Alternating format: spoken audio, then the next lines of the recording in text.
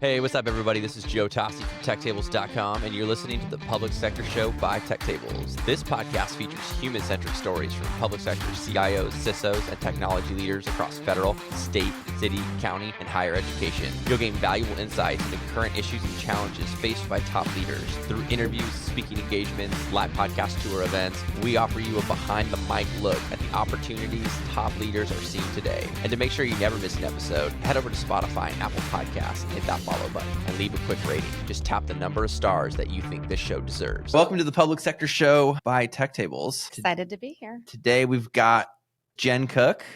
What's your official title? I am the Partnership and Outreach Administrator for the Florida Digital Service. Is there like a CEO of that business unit that you've... Yeah, like a director, I would say, director of that position. State government, there's always strange titles. For those who don't know you, across the U.S., because we reach everywhere, tell us a little bit about yourself and how you got here. So I grew up in Denver, Colorado, or just outside of there, a little suburb there. Played basketball back in the day. Yeah, I know you're a big fan. Let's so go. I thought I'd bring it up. When I got out of high school, I ended up doing some time at the University of Northern Colorado, and then finally finished my bachelor's degree in business administration at the University of Colorado, Colorado Springs. And when I left, I was like gung-ho. I was going to get this amazing job. And there were no jobs during that time period. I won't date myself and tell you what year it was.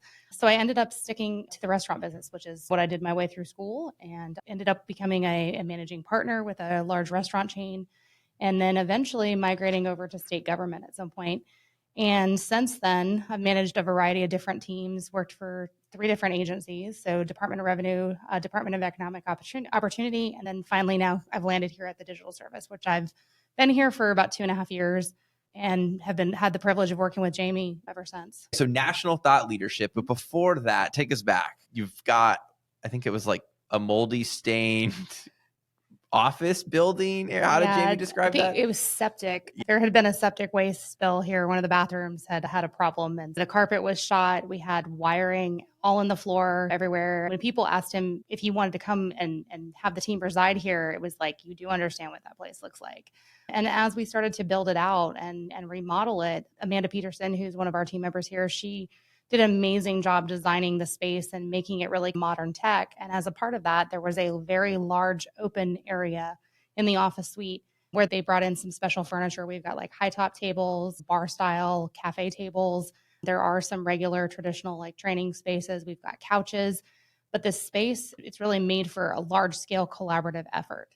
And Jamie came to us one day. I try to tell the story as I sat down. I was the last one to a manager's meeting, just not what you want to do with Jamie Grant, because I ended up in the seat directly across from him down the table. And I remember he came in, and per Jamie, he squirreled. He was talking about something else, and all of a sudden was like, somebody figure out how to pack the CoLab. We need to bring world-class thought leadership to the state of Florida, to the digital service, and figure out how to use that space. And in the meantime, I would say he stared me down as he did it. That was the indication of someone was me. And that's where I took it, and I ran with it from there. So it was like you were voluntold. I tell people, Jamie and I were here. The very first thing I did with him was I worked in the Emergency Operations Center here in the same building with the Department of Emergency Management and helped with the vaccine initiative. So we stood up the state website for vaccines and worked really heavily in that field with him. And we've been through some tough times, and some emergency state is always crazy, but we've been through a lot together. And it's that kind of relationship where voluntold happens, but it's like, at the same time, I feel like I'm quarterbacking something for our coach and ready to go do it. Yeah, I love that. And so describe the vision. So I can see what it looks like today, but describe like, okay, just pack it out. But you're taking the ball and doing all the heavy lifting. Yeah. We started to, I always say the team got together after that. And it was like, of course, his reach for it was like, figure out how to do it and bring world-class thought leadership. And it was like, there's a lot more to it than that. And it was about identifying what were the true goals that we were trying to achieve with that. And so I would say, like in state government, a lot of times when budgets get cut, the first thing they look to is to cut training out of that. And you've got people in a tech space, especially right now, having to figure out ways to upskill. Definitely have skills gaps. Tech moves so fast that you've got team members that might be really good at something, but the technology is continuing to develop faster than they can learn. And so we wanted to make sure that we were satisfying that. So helping to bring training to team members, especially around tech. That was the original onset. We also wanted to create community of practice. So make a space where you could get people together from different agencies that normally wouldn't necessarily talk to each other or ever meet, and to allow for networking and people to get together and do some like best practice sharing, or be able to look to their left and their right at different agencies and be able to, when they're challenged, have someone else they can reach out to that maybe is going through the same things. And so with that, it was like, okay, how are we going to do it? We have no budget. So this is not something we were given something when the legislature, they said, yeah, here's a pot of cash, go ahead and move forward with this. It was like, That'd be nice. yeah, it was like, no, figure out how to do this and have it be completely cost-free to the participant, cost-free to the digital service to do it, and then cost-free to eventually who we ended up figuring out how to do it with, which was our vendor partners. So we actually reached out to the vendor community and said, hey, we have this cool space, we have this opportunity. Would you be interested in coming out and actually partnering with us to give back to the community, being the state of Florida?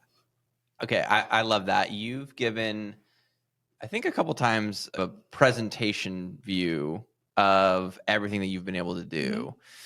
I don't want to don't give the full presentation. No. But just, I was curious, like, what were the kind of the 2 to 3 highlights from that presentation that you loved sharing with the audiences? So I think the first thing is to talk a little bit about the theory of knowledge workers, and about, we're right now in state government, we are challenged. And I say we because it's everyone. It's not just HR specialists. It's not just managers. It's everybody is dealing with the highest attrition rates we've ever seen. The Great Resignation is looming before us. We've got a lot of baby boomers that are retiring.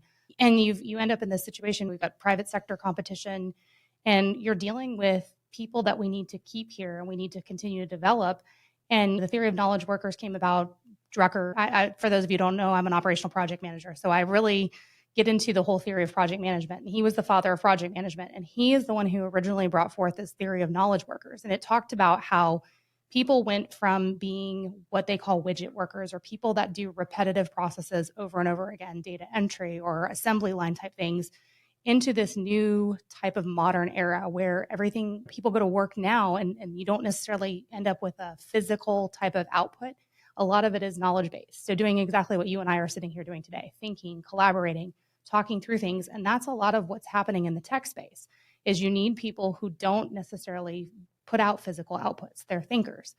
And so this theory talks about how there are 6 things that, if you do things right in the environment, will keep knowledge workers without compensation and things like that. That's how we had to learn how to compete with the private sector. And so that was one of the main things about the CoLab, was really focusing on that theory.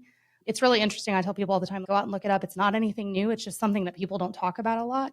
And I think it is really something that would help as far as the retention and the keeping people within state government. We're dealing with a lot of different obstacles and trying to keep good key talent. So that's the first thing.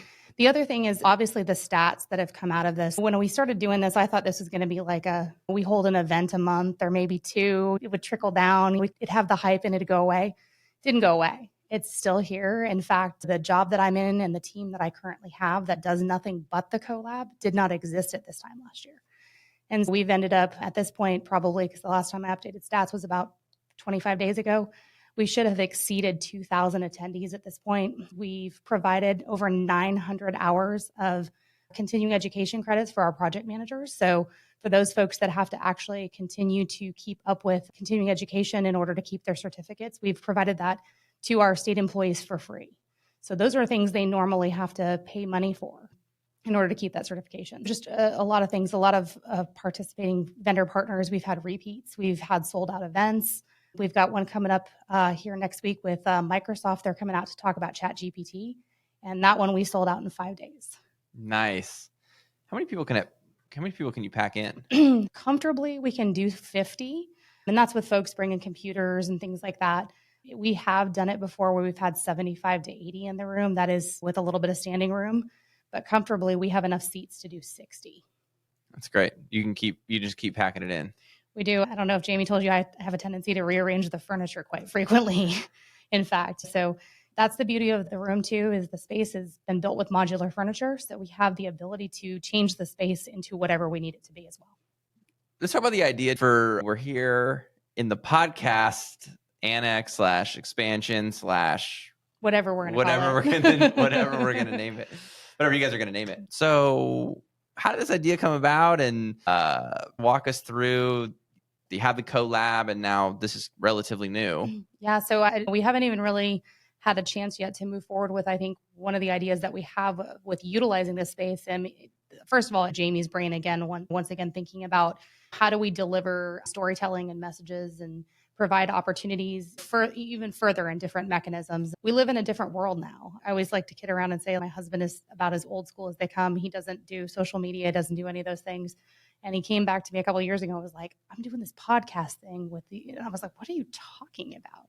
But the social media and these different areas, podcasting and things like that are new ways to reach a whole nother audience. And you'd be surprised at the people that listen to those things or how we can reach others. And so I think eventually what we would like to do now that we have this cool space that Jamie came up with the idea around it, we've got some folks that have helped contribite to building it. Tiffany designed all of the wall stuff that people are probably seeing in the background. Can we get a dun-dun, I like know, a right? clap? Oh, there you go. Yeah.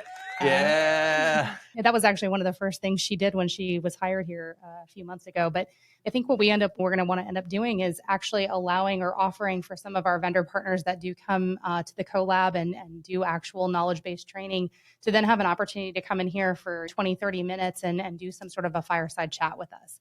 And you could open forum. You can collect questions ahead of time if we want to from agencies or from people that participate in the events, and maybe have something that's recorded that then we can also share on social media and things like that. So to expand what we've already grown and developed. So I think what FLDS has done is just, and all the work you've put in is just so brilliant, from the directive of national thought leadership. And you build a CoLab, you partner, it's selling out. So you're bringing as many people you can in, so 50 to 75, 80, depending if you want to stand or not. And then, so that's one avenue. The other avenue is the podcast room that we're in right now. And so deliver storytelling. And I think the reason why I think it's so genius, and because I'm a podcaster, Of course, is it helps with recruiting so much. It's so underrated. Why every agency doesn't have something like this. Now I know we've got some state CIOs are like, should I start a podcast? Is that worth it? Should I have this one? The answer is yes. Yeah. The answer is yes, because the brand awareness and being able to recruit talent to you can do that at scale. Like you can't do that packing out. You could do a little bit of it to get them into the lab, but just from a broad awareness and understanding, like what I love about Jamie saying, hey, I want everyone from the team to come on, and can you highlight them, is that it now gives the vision of, oh, like I didn't know that Florida had a CoLab. They might not know. People in Florida know, but people across the US might not know. And then they'll say, oh, we can do this and we can iterate on what they're doing. And then you might go a couple of years from now, oh, hey, Colorado or Arizona, this is cool. This is awesome. You did this. And now everyone's collaborating and the community is just getting bigger and stronger. Yeah, we've talked a little bit. Jamie's got a very good relationship with his counterpart in Texas. And so we actually, when we first started doing this, they were the first ones to call and say, hey, we do something like this, but different. Would you like to talk to us? And so I've actually met with them and we've chit-chatted a little bit and shared the way that they do it is different and the way we do it is different. And hopefully one day we've even talked about them coming out and visiting so they can see what the space is like and everything and all of that. But yeah, it's definitely, I think, worth the time and the effort to put into it and to put somebody that is really good at it on it and to make it happen. You're providing value for nothing, basically. And you get these people on board. We did the marketing that we did from the beginning was all grassroots. We started with a distribution list of about 50 people. We now have a list of over 750 people that receive our newsletter every month. And we do a campaign called Save the Date, Share the Knowledge. So we tell people if you're interested in the event, you save the date for yourself, put it on your calendar. If not, or if you find somebody else that you think might be interested, pay it forward. And that's a lot of how we've ended up mass marketing all of this stuff. Yeah, I think, and just to go a little bit deeper, I think that the two avenues, I'd almost call this like external a little bit. I come in, I'm interviewing, but I think there's so much value in having more of the team members tell their stories. Yeah. And then you just have I don't know if it's like a portal, but it's like such a great get to know Tiffany, who if I interviewed, you would know that like she worked at GameStop and on every break she's hopping on TikTok looking at funny videos and she's like, wait, what? This is on the podcast. That's how you start to build relationship with people.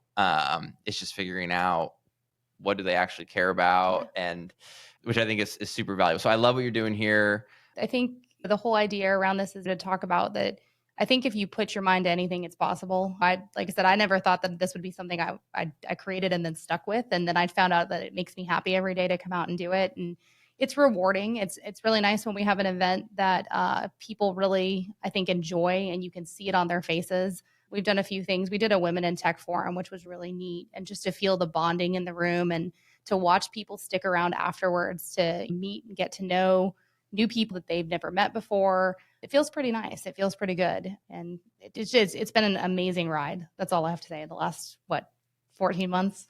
Yeah.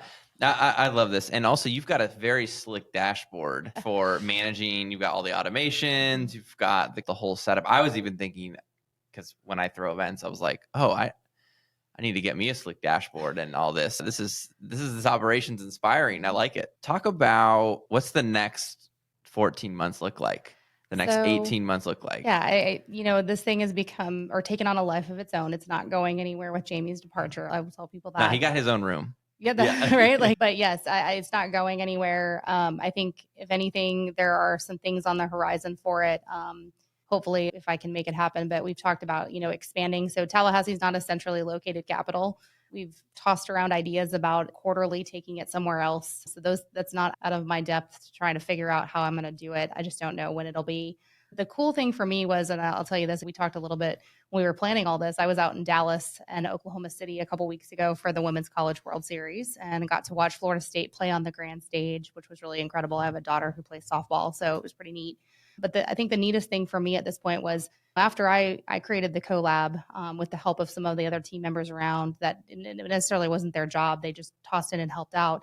It's really cool now that I have a team. And one of the team members that I have on the team, Luann Warner, who comes from in a past life event planning. She's also a marketing guru. We call her a master wordsmith. Like she edits a lot of our things and is really good about marketing different things. She was helping out in the beginning, and she actually had the opportunity to actually come on as my CoLab coordinator. And between her and Tiffany, who we've talked about today, who was a new hire a few months ago that we brought in to help specifically from the customer service background because of that, they were able to, during the 12 days that I was gone, actually run the lab by themselves. And it felt really good to know that I had not only created something, but then passed forward and coached and developed team members that were capable of moving it forward. So it makes me have a lot of confidence that you talked about Jamie leaving eventually. One day, probably I'll leave. We'll see. I'm too young in my career to say I won't go. But it's nice to know that I think there's definitely people here to carry the torch forward so that this is not something that fizzles out and dies. Yeah, I love that. Building a team within a team, multiplying. I love that. That's something, like I said, the idea, and I've talked about this in some of my keynotes, is we would do a 2-day event. It'd be 4 events total, and we would try to do something, of course, bring our vendor partners in on this and try to do something where we would do 4 different topic areas. That's one of the things I didn't bring up is the CoLab is not just about tech. So we do things on cybersecurity and data and analytics and things like that. We also do project management, leadership, soft skills. We've done quite a number of soft skills types things where we bring people in and teach them how to do things like Adobe and things like that. So it's not just for those things. And so we would do something where we would diversify, maybe do a couple tech topics and then maybe do some leadership and project management or something like that. So there's definitely an appetite for it. It's just figuring out the logistics of that and getting through the next week because it's almost the end of the fiscal year. What are like 1 to 2 like stories or kind of highlights from the last 18 months that like really pop for you that you're like, I would love to share this story? I know you interviewed Keith earlier today. I think the Hurricane Ian response was something, and I was here when we were activated. We had no parking in the parking lot and that kind of thing. To see the team come together for that and to do Starlink deployment and the Florida Missing and Safe, and to know what an impact the team was making on helping to get those people's lives back to normal and helping to make sure people were safe and aiding all of our sister agencies and the different organizations that were trying to make sure that during that catastrophic event that things were moving forward and we were able to make sure people were accounted for. That felt really great. And to see even the people that were not directly involved in the actual response, but those around us on the team that had to continue to carry the rest of our duties forward and how everyone was able to work together was really incredible. So that would be one I would call out. That's great. It's like we've got some folks from the audience that are just walking in right now. That's right. They're not on camera. They're smiling though. We should ask them. Do you have any questions for Jen about the CoLab? Anything you love, you're dying to ask her? Be nice, Warren. So, I mean, is it specific to any kind of technology or any kind of discipline, or I mean, is it just No, just went into that actually before you walked in. We started off with the bread and butter. Let's talk about things that are sexy, cybersecurity, cloud, that kind of thing. And that was originally the first few vendors that we actually had participate were AWS and Google. And they came in and they did actually multiple months of events. And then what we started to see is we actually, when we have these events, we have an after event survey that we send out to the participants. And what we started to see in that was not only the reports back of their reviews on the presentations and everything, but we also leave an opportunity for them to ask for specific topics that they'd like to see. And what we started to see was there was definitely an appetite for things other than just tech. And we started thinking about how can we make sure that we service not just the tech community within state agencies, but also some of the support functions. And one of the first things we did that was not tech related was we actually had our friends at Presidio here, and they taught training on how to better write scope of work and to do procurements. And it was the first event we ever sold out. And it was incredible. We had no idea we could do that. And I remember just incredible to go, oh my gosh, it's not a cybersecurity event that sold out. We just got procurement specialists, contract managers, project managers in here, and they were eager and hungry to come in and learn something new. Definitely sounds very important for a lot of companies. What do you got, Warren? Can you sell in the CoLab? No, so I didn't bring that up. Yes, no, I did not actually. Good call. So we actually make jokes about this all the time. Jamie will randomly walk down the hall and be talking to somebody about something completely different, and he'll look at you and go, "What's the number one rule of the CoLab?" So the number one rule in the CoLab, like Fight Club, as we always like to kid around and say, is actually there's no sales. We are partnering with our vendor community on this, and it's a give back for them, but they're not getting anything in return. They're not there to demo sales or to demo products in a sales way. We actually preview all of their content to help ensure that and to make sure that they're coming at it from a solutions or a knowledge capability rather than sales. What else, Warren? All right, last question. Okay. So do you guys ever sell out as far as? Yeah. So to date, including ChatGPT, which I mentioned earlier, which is next week, we have sold out 10 events over the last 14 months, which is pretty cool. We talked about the capacity and everything for that. We actually have people right now on a waiting list to try to get into ChatGPT. Okay, so if you're listening and you're probably a vendor and you want to come to the CoLab, you have a wait list. What's that look like? What's the process? We've developed a process to allow our vendor partners. You can email colab@digital.fl.gov. And that'll go into we have a shared inbox that we use. And from there, we will get you scheduled. We do kind of an intro meeting. It's about 30 minutes, provide you with an application form that kind of gives you some details around, the number one rule of the CoLab and some other things about how we handle stuff. And then from there, we'll look at scheduling out. We are currently, depending on topic area, because we do duplicating efforts. So if we have a cybersecurity event scheduled in August, we don't schedule another one. So that way we can really fill up the audience and make sure we're not crossing over. But so right now, of course, dependent on topic, we are looking at scheduling in September and October. September and October. I love it. If you're a vendor that's listening, you're like, okay, what's a topic or a few topics that you're like, we would love to showcase this at the CoLab? So anything project management related is always welcome. We've got a lot of folks that have recently asked for things like on how to write better requirements, how to write better scope of work. We've got other people that want to know when we talk about cybersecurity, they want to get more down into the details. So we've done a lot of high level events around the tech space, whether it be cloud, data analytics, data interoperability. It's now time to get into the weeds. And if you've got something you want to talk about, solutions based, not sales, that's in the depths of those, that's where we're at with that. Leadership is always one that we have different needs for. It just depends. We've had some folks come out and talk about servant leadership. Keith Pruitt, who you had on earlier, he and I actually teach a couple of different ones. We're getting ready to teach emotional intelligence, which is pretty cool. It's neat to get him and I together because he's got that military background. So we take presentations that have been created in the military space and I actually convert them into project management or management, and then we teach them together. It's a good time. Oh, that sounds a lot of fun. Do you record any of these? So we recently finally got some upgrades in the CoLab to have better microphones and speaker systems in there. And so we have not tried it yet. That is something, it's part of one of the iterations. When we started doing this, I had to start with the infantile stage and we've blown out since then. So it is something that is on the list of things to try. Have you thought about repackaging all that to like a YouTube channel or anything? Not yet. Oh, man. Look at these ideas that are coming up. I know. Yeah. The one thing I do want to add is we don't do virtual events. So all of our events are in person. That's to strive for that, what we talked about earlier, the community of practice and getting people together. A lot of these events are interactive. So there's activities that people do to keep people engaged, and you really have to be in the space to be able to do it. Yeah, I love that. When I throw my own live events, the question I always get all the time is like, is this streaming? I'm like, no, it's not streaming. We're at an Airbnb. I'm not. No, you got to be at the podcast tour. You got to be in the Airbnb. Yep. Yeah, I love that. Okay. Anything else before we wrap up? I think that's it. I'm super excited that we finally got to do this, and it was a pleasure being on your show. I know. We got to talk more. We got to talk more hoops and College World Series. And Tiffany, you have anything else? There it is. Hey, what's up, everybody? This is Joe Tossi from TechTables.com, and you're listening to the Public Sector Show by TechTables. This podcast features human-centric stories from public sector CIOs, CISOs, and technology leaders across federal, state, city, county, and higher education. You'll gain valuable insights into current issues and challenges faced by top leaders. Through interviews, speaking engagements, live podcast tour events, we offer you a behind-the-mic look at the opportunities top leaders are seeing today. And to make sure you never miss an episode, head over to Spotify and Apple Podcasts and hit that follow button and leave a quick rating. Just tap the number of stars that you think this show deserves.